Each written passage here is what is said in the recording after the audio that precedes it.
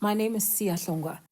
In the previous episode of Civic Space Today, we highlighted the lived experiences of HRDs in the context of Namibia, fighting for the rights of the LGBTQIA+ community. This week, we interviewed Dino Akarisip, who tells us a little bit more about their experience as a member of the community who was inspired by other HRDs and is moving in the journey of recognizing the importance of being an active citizen and also striving for the protection of the fundamental rights of all people, including marginalized communities. Hi, my name is Dino Agarisip. Thanks for having me. I want to start off by saying that I do not consider myself an activist. I feel like there are people that fully encompass the word and, dive into the work more than I do, so I don't want to disrespect them. But saying that, I will say that I've attended feminist festivals, slut shame walks, pride marches, and even done a couple of community outreach programs with an NGO that I worked for here in Namibia. So you could say I'm down with any cause that deals with the betterment of my people, that empowers women and sheds light on the issues that the LGBTQI+ community faces. What was it exactly that inspired you to shift from just being a citizen to being active in your citizenry to strive toward human rights defense? So what inspired me to start showing up, be it to protest, a march, walk, whatever, was that in 2020, a cousin of two of my close friends was murdered. And I remember just being at home, and the most I could do was reshare a post or retweet. And I remember feeling so useless. So I did what I, knew best, and that was pick up my guitar and write a song called Come Home, because at the time, Shannon was missing. Her name was Shannon Wasserfall. And also during the same year, or I'd say during the same time, there was a young girl called Cheryl Avihe that was missing as well.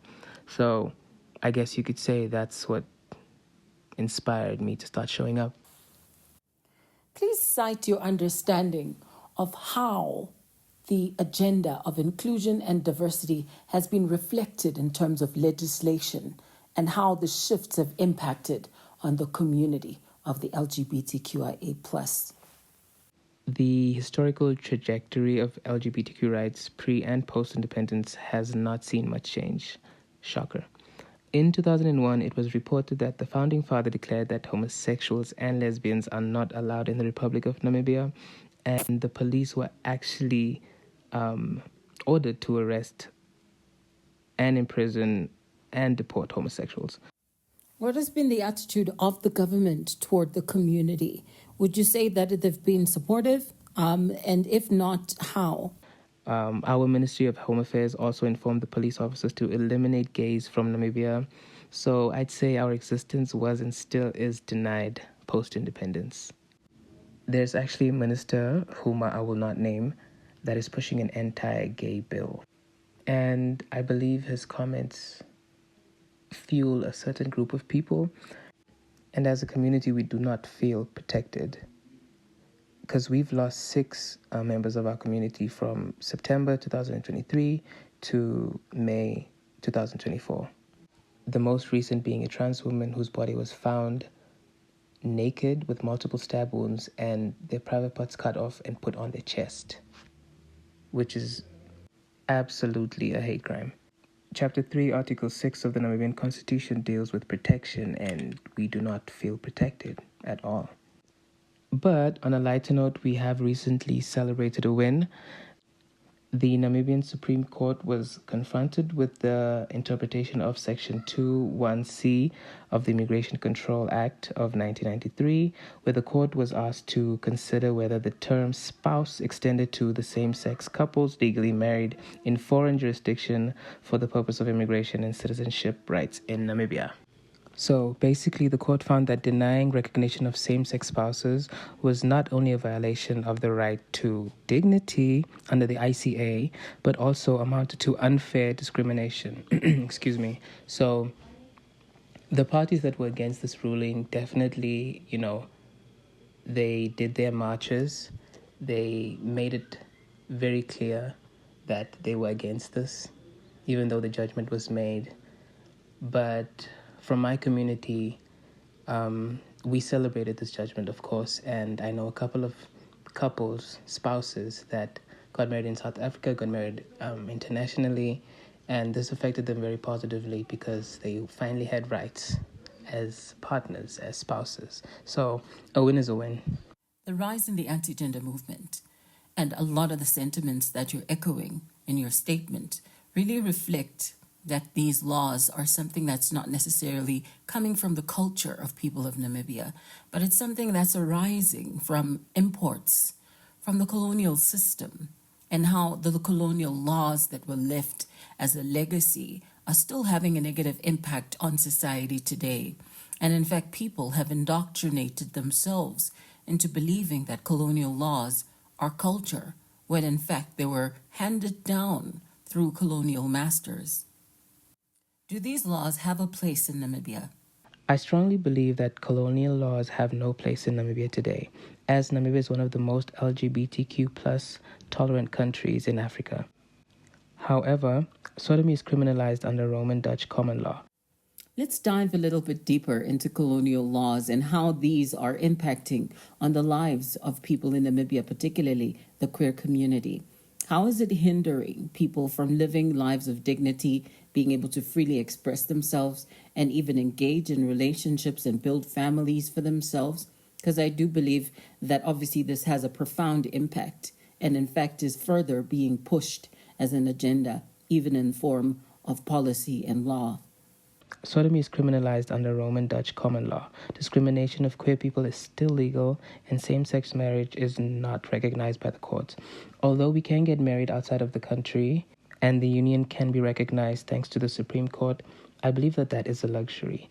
Not every couple in the LGBTQ plus community can afford to leave the country to marry who they love. It's pretty evident that this is a way for people to prop up their prejudice and their hate for the community and harbor it by using colonial laws as a footstool to make all of these injustices continue. What social economic impact has this had on the community? Any examples? You know, it's as if these ancient laws uphold people's right to discriminate and be violent towards the LGBTQIA plus communities. I know of men that didn't get jobs they so clearly qualified for because they showed up to interviews not being masculine presenting, or his hair was too long, or he was too effeminate. Without jobs, there's no money coming in to support you or your family. This leads people straight to the streets where they have to make a living any way they know how to. This opens them up to even more discrimination, more violence, and of course drugs. And that's no way to live. Let's speak a little bit about the history of Namibia and the origins of Namibian culture. I want to know, how do you understand Namibian origins of the LGBTQ community, specifically because of people speaking about culture and this being something that motivates their stance? There are groups in Namibia that have historically engaged in same-sex marriages, sexual intercourse, and tradition. Examples of these groups include Khoikhoi, Ovambo, Nama, Herero, and Himba peoples. This is such a critical contribution to the understanding of who the queer community is and actually pointing out its roots within the ancient culture and the origins of Namibia. But can you tell us a little bit about the traditions of these groups? The Ovambo people have the tradition, or had the tradition, excuse my pronunciation, of the Esenge or Eshenge, where people assigned male at birth would dress like women, perform womanly duties, and marry men. Let's spotlight the sodomy law. What is the source of these laws? And in fact, what relevance does it even hold in modern Namibian society? The first sodomy law trials in modern-day Namibia occurred while it was under German colonial rule. We no longer are under German colonial rule, and we aren't a South African-mandated territory, so the anti-sodomy law should not be a thing in Namibia. What is your take? What do you believe about culture? And how can we look at culture as something that's positive? Traditional beliefs are not inherently a bad thing. They are traditions that we hold near and dear to our hearts and that we want to, pass down to our children one day. But if these traditional beliefs have you turning away from yourself, have you marrying a woman knowing you're attracted to men, have you bring children into this world and putting your children and your wife at risk because you are, busy with men on the side. I think you should turn to yourself and question these beliefs, because whatever you build with lies and deception will eventually crumble. I believe obviously, we have one life and we all deserve to live it. And I'm highly aware that it's easier said than done, but please do take what I say with a grain of salt. This definitely can spark and even fuel the lack of social cohesion and all of this lack of acceptance and very explicit discrimination against the queer community. Have you personally experienced any of this? Have you been ostracized or not accepted? I personally did not have my mother's acceptance growing up, but the only thing I could do was continue to be myself. So it must be quite challenging to struggle to find acceptance even in your own home from your own family members. But of course, this is something that happens even on a broader spectrum, impacting the community as well. How did you rekindle your relationship with your mother? And of course, how does this play out in the community as well? as time went on, she made peace with it. And from a lot of the experiences that I've heard about in my community, that was the case. Very few were accepted immediately. For most of us, it took time. So, yeah. Can you please cite an experience where you've seen someone to be an inspiration in your life, someone who's a member of the community who has been a significant contributor to your walk as a human rights defender? So, I had a friend, his name was Erike Kahambudu. We first saw each other doing auditions for an art show at the National Theatre of Namibia. And we officially became friends after I was accepted. And obviously he was accepted as well. And we met at the National Theatre of Namibia to start, rehearsals. Erike was a very smart individual, quick-witted and hilarious. He opened me up to being comfortable with my sexuality. And I believe he was younger than me, so I was very shocked at how confident and comfortable he was with himself. I always say this when speaking about him, he made me see myself, if that makes sense. A year or two goes by. I moved back up north to Tsumeb. Erika is still in the city. And we've sort of drifted apart. But we're still trying to, hold on to the connection. I recall the night he told me he was on the way to a fashion show. On his way back in a cab, he texted me. And I guess as we spoke, I fell asleep. I get woken up around 4 or 5 a.m. It's a call, and it's his mother. So long story short, Erike was robbed by the cab driver and stabbed multiple times.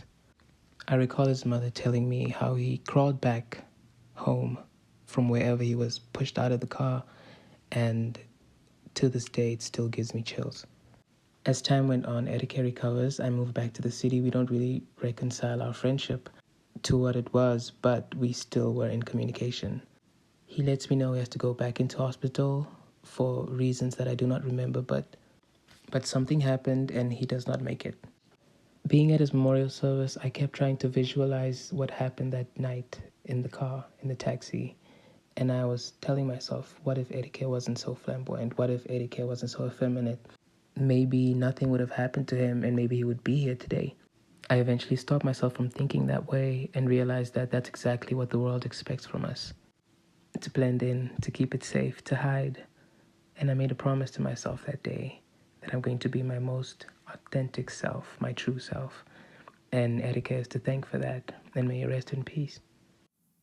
Up next, we interview Kidireng, an academic and human rights defender in their own right within the context of Namibia. Can you please share with us what work you've been engaging in within the human rights sector? So, for me right now, I was working with the YFM. I was a coordinator of this community inclusive task team for a rural area, right? Windhoek City. So I was working with them, and the plan and the idea is to challenge patriarchal norms and cultural norms, and just to look at how resources divided in the village, and also so that opportunities can be equally divided. So we are trying to fight against or challenge those kind of things in the community right now, but I'm not with them anymore. So right now I'm also working with Women's Leadership Center, which is also an organization that focuses on the marginalized community and the queer community and adolescent girls and young women.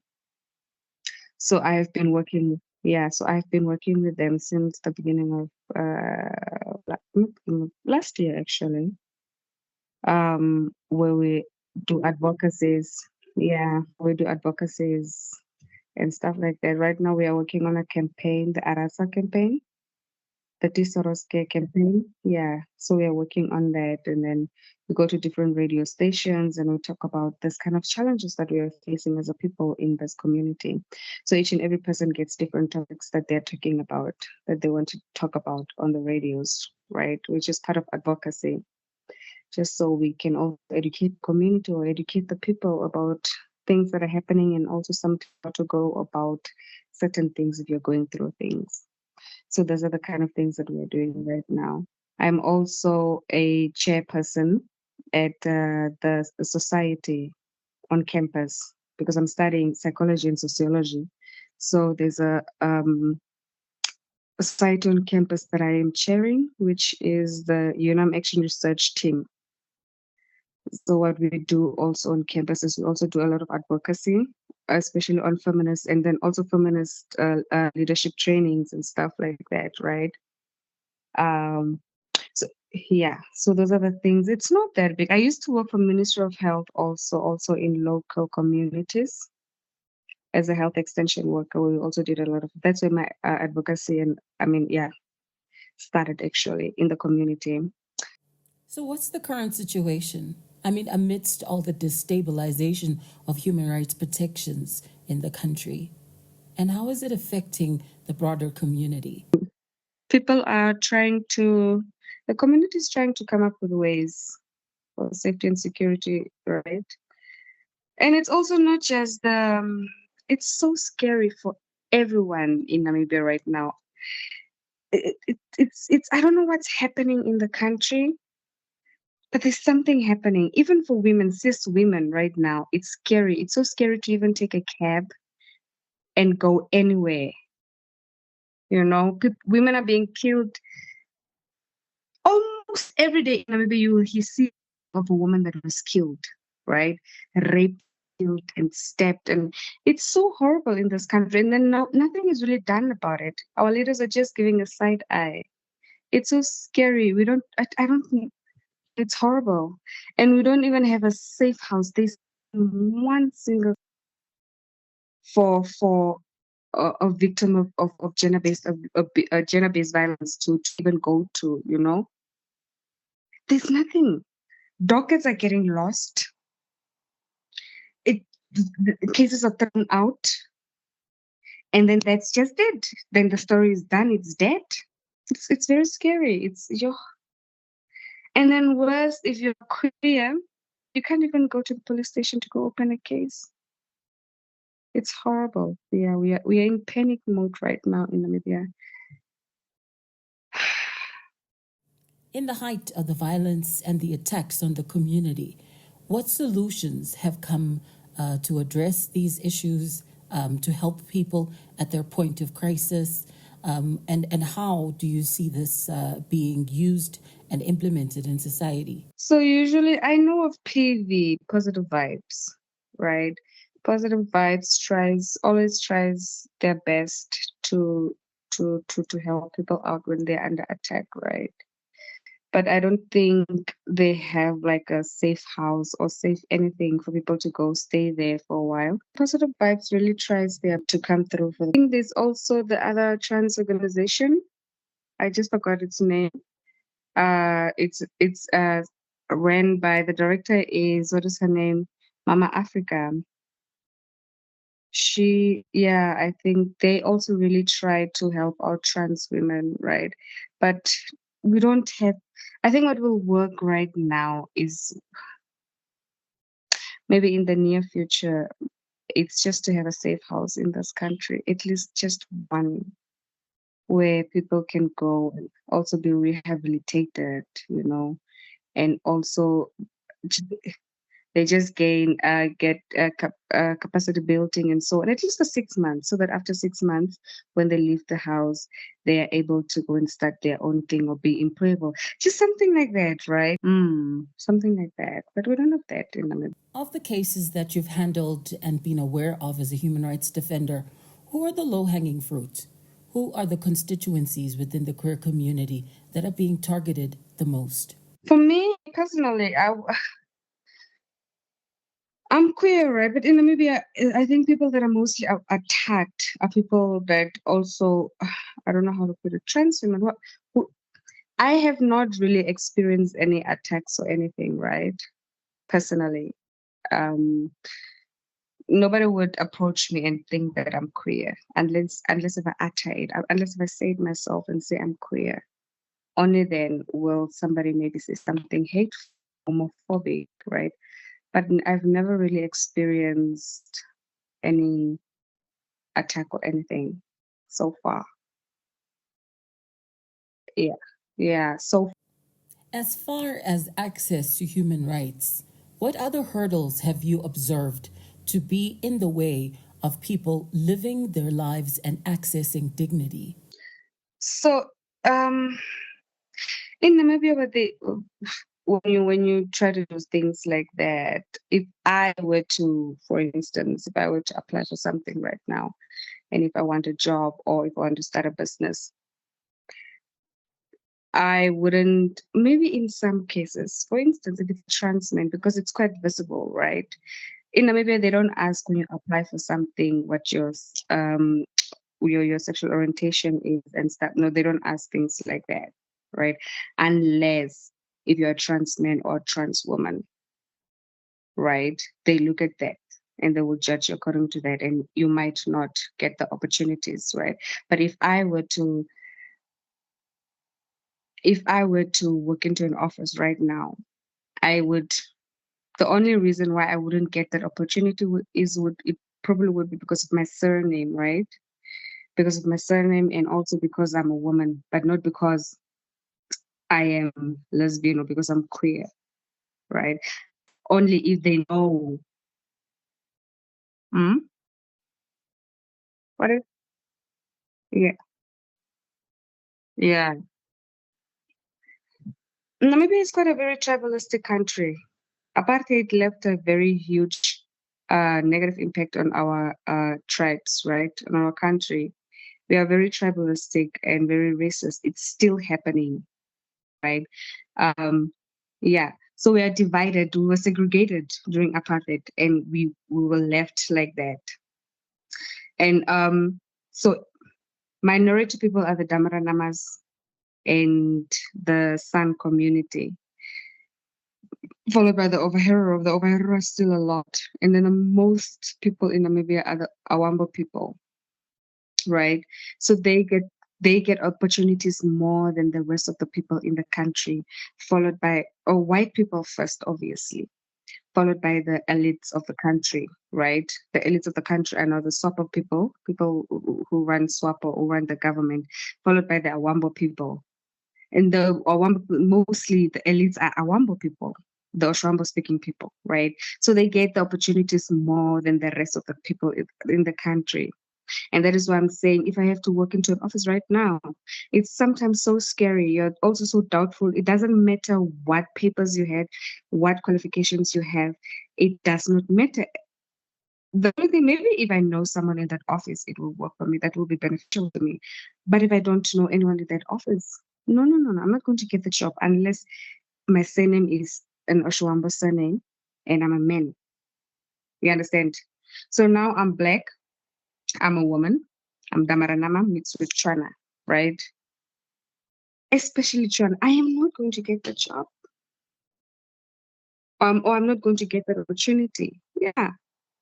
So those are the things that we are also facing as people in this country, and which is very scary. Those are our worries also, you know. But people, there's something happening in Namibia right now, and we also had this conversation where like, we are also scared that maybe something might, we are scared that there might be a civil war or tribal wars, right? Because there's so much hate speech on social media, what one tribe says about the other tribe, right? All of those things are happening. And now we have the hate crimes against the trans women, right? So, yes, back in the days, it was only hate speeches and stuff like that. But now it has become, after the Jerry Kanjo bill, the hate crime, it's just, people are just being murdered, you know? So those are the kind of things, yeah. But going back to your question, it's a challenge, man.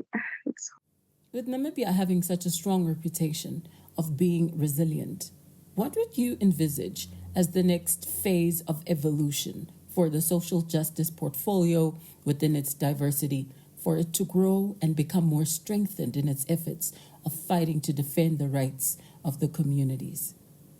right now, it's an urgency. It's an urgent matter. But so far, ever since I got into activism, it has always been each organization on its own, right? Pushing their own agenda. I've never really, apart from YFM and Women's Leadership Center, they have that thing where activists come together and they see how they can push the agenda together, talk about challenges and how they can go about these challenges, right? Apart from that, I've not really, it's not so big. Solidarity is not really so much of a thing in Namibia. But now I see people are trying to come together because of the things that are happening in the country now. People are trying to pull together and come together and see how we can work together to fight this that's happening in the country. But so far, solidarity, it's a challenge. And I think because for so long that solidarity thing was not there, it's also quite a challenge to pull together, to come together. But we are getting there. We are getting there. It's so much happening. I'm a feminist, right? And what's also happening even in the community itself is that we are so divided. It's a thing of feminists on their own and people who don't identify as feminists. It's a whole thing. Lesbians on their own, gay, trans women on their. So there's no solidarity. There's no togetherness. It's a thing of people pointing fingers to lesbians and feminists. Sort of saying the negative connotation that feminism comes with. That's the same thing that we are also facing in the community from our own people, right? Um, so yeah, that's one of the challenges that we're facing. There's also a whole thing between the trans community and the lesbians. It's a whole thing, and I have been talking about it for a while now, and I'm saying we need to come together as a community, you know, because if we fight each other, we are already receiving so much heat and hate from the people outside of our community. And if we cannot come together as a people, the challenges we won't be able to fight the challenges together. We are just weakening ourselves. So that's also one challenge in Namibia right now. But the young feminist movement, which is, I think, so far the first thing that done ever since I've known them. They got the trans women together, only the trans women. They got the trans women together and they're having a thing right now with them because the trans are panicking and all of us are panicking and we're scared. So, within the context of the legislative shifts that have recently taken place affecting the LGBTQ community, who can we rely on to be the community that stands up and says no to injustice? The worst case scenario is hate crime will rise because that's what happened after the Ganjo bill, right? after the marriage bill. That's what happened, right? So we're also scared that after the 17th, if we win the case, the worst case scenario is people will come out, hate crimes will increase. That's the worst case scenario. But the beautiful thing that we are also seeing is that our parents, especially the elders, they are on our side. You know, mothers, yeah, the elders are saying, let the people be. How would you see this unfolding?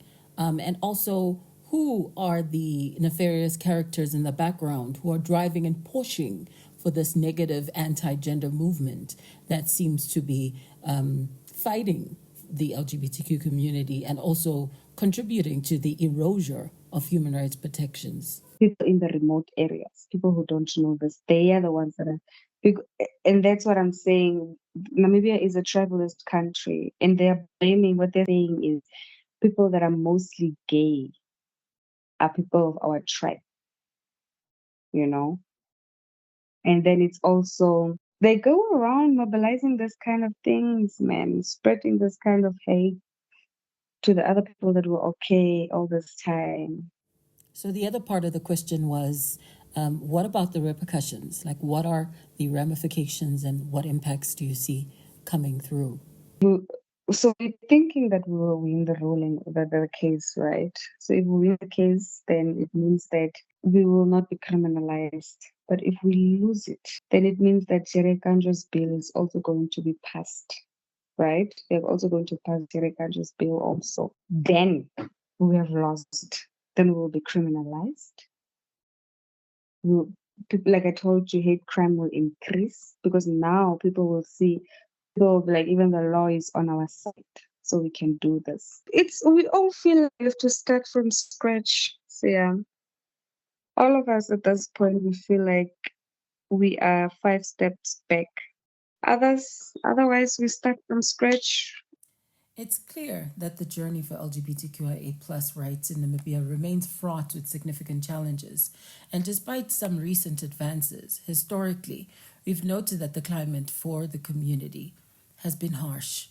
And statements from high level officials, including the founding father in 2001, explicitly condemning homosexual individuals and advocating for their right and deportation, underlying the period of intense hostility. This situation reflects not only the legal hurdles, but also deeply entrenches societal attitudes of negativity and has made the struggle for rights and recognition exceedingly difficult. This segment snapshots the lived experiences of HRDs, but also gives insight on their history and the work that they do and the influences that they've had in shaping them as human rights defenders. Please unpack some dynamic experiences that marked you as a person, from the ways in which you've been targeted to the ways that you've faced insecurity due to your gender identity and the work that you do as a human rights defender. My name is Ziggy Porsche, a trans feminist, community worker, psychosocial support counselor, and a queer activist. But in a nutshell, I would basically say I'm a human rights defender from Windhoek, Namibia. I was born in Windhoek, but I had quite a mobile childhood because I was raised by my maternal aunt that stays in Karibib on your way to Sokopmund. I believe most people do know of Sokopmund because it's in the Irongo region and on your way to the coast. Growing up, I had a very difficult childhood because I did not understand myself as to who I was. I was a very confused child. I mostly found myself not understanding what was going on with me. I had severe cases or feelings of gender dysphoria from a very young age. And some of my aunts can attest to that because I used to cry a lot when they would cut my hair and then my cousins, the female cousins, their hair would be plaited. I didn't understand that. I would throw myself on the ground and cry, right?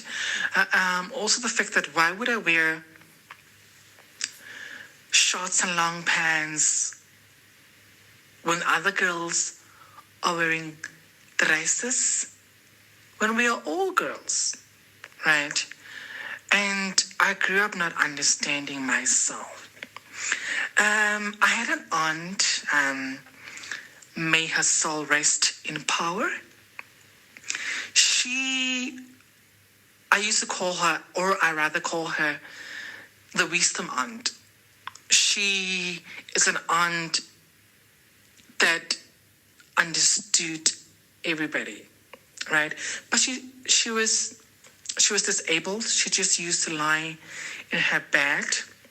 She was bedridden. And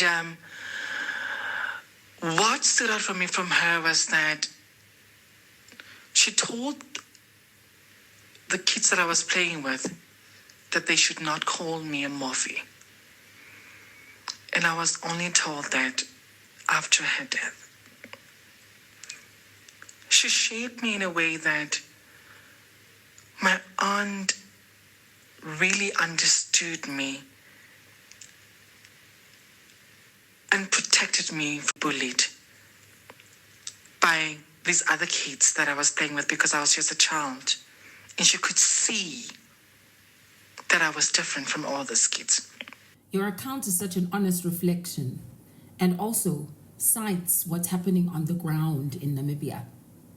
Members of the community experiencing bullying and targeting and actually having enough allies. And you stress the importance of allies by sharing your account. Can you also spotlight what your experience looked like? What inspired you to go into activism?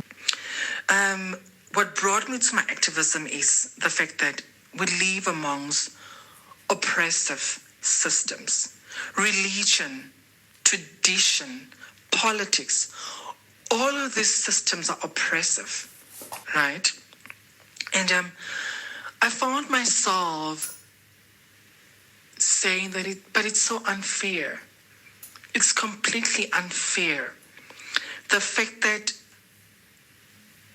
people think that they can control my life and how I act and who I love and how I want to portray myself.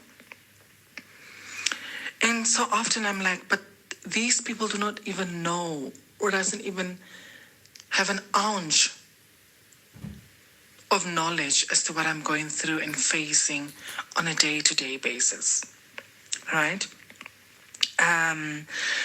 I've been targeted by conservative groups like religion, tradition, and even right now in Namibia, we have the anti-queer group and movement that is basically just stressing us all from left to right and center. We don't even know where we are standing as these groups want to gain this momentum in terms of politics and power of decision making in country. It can be quite overwhelming, but also considering that we have universal mechanisms and even continental instruments that protect our human rights. And our countries have signed up to be partners in upholding these frameworks. But here we see bills that are being passed that are not supporting these universal mechanisms and in fact dismantling the frameworks of protection for the human rights of our communities. What do you think could be a remedy, a way that you could maybe even strike back and defend yourself, or we could use as a tool, as a case study to defend our communities? Sometimes I feel like suing the government for not providing my vagina and all of these services that I need to be affirmed in my body, right? And all of these exclusive services, they don't speak to the woman that I am, not having access to other priority interventions, the socioeconomic injustices, and the sustainable development goals and its attainment, community and political homophobia and transphobia, and also being pushed to the margins of survival, right? It's completely unfair. That was such a touching account, but also very much a reflection of what's happening on the ground at grassroots level. And many people within the community experience targeting, verbal assault, bullying, and very intentional, almost conversion therapy at community level through the social isolation and very much targeted bigotry that members of the trans community, the lesbian, the gay, the intersex, and plus, obviously. And it becomes so important then to start building authentic relationships with allies who are strategically positioned to also fight these fights and also make sure that there is also positive, very intentional narrative changing that's being done on the ground. And I think what happened with your aunt being an ally, but also a reflection of what positive allyship looks like. People who stand up for you even when you're not in those rooms, and making sure that positive narrative change and re-education and real unlearning of toxic behaviors and adopted cultures of exclusion toward becoming more intentional about designing inclusive societies. And I believe that's what real reflection of African Ubuntu is. We really have been built on these notions. So all of this has contributed to my activism. I told myself, if I can't speak out, if I can't raise my voice, if I can't counter this rhetoric and this anti-queer rhetoric, I'd rather speak out and be visible than being silenced and being kicked to the exclusionary margins that I'm already in. Let's explore the legal and societal challenges faced by the community. And let's unpack the Supreme Court ruling and its impact, as well as the contrast of the ongoing challenges, such as the criminalization of sodomy and public participation. Our country and our constitution, which remains the supreme power of this country, protects human rights by principle. But we do, of course, face in certain instances police brutality from law enforcement officers because of this umbrella law, the sodomy law, that makes people believe that we are illegal in this country. But speaking in terms of the Supreme Court verdict of last year, who gave domicile rights to non-Namibians married to Namibians in jurisdictions outside of the country where same-sex unions are legal, it gave quite an uproar, public uproar, and it also gave birth to two bills that were tabled in the parliament, and one of these bills more similar to the Ugandan draconian bill, where we speak of jail term, of support for the LGBTQ community, and human rights defenders like myself being sent to jail. And those two bills are waiting for the president to assent to. The sodomy law also is an ancient law that, according to information, was never enacted because it contradicts with other laws that are enshrined in our constitution, like the rights to privacy, right? It's contradictory to those laws. But it acts as a scapegoat of discrimination for the community, as the general public perception still remains that we are illegal in this country. So there's a little gap as to how the law is being interpreted. What is your concluding statement? That I am and can't speak for what I need and the services that I need. All of this people, this anti-queer movements, and this neo-oppressive politicians, they will take prominence. They will silence my voice. So it is really, really imperative for me to continue this journey of activism.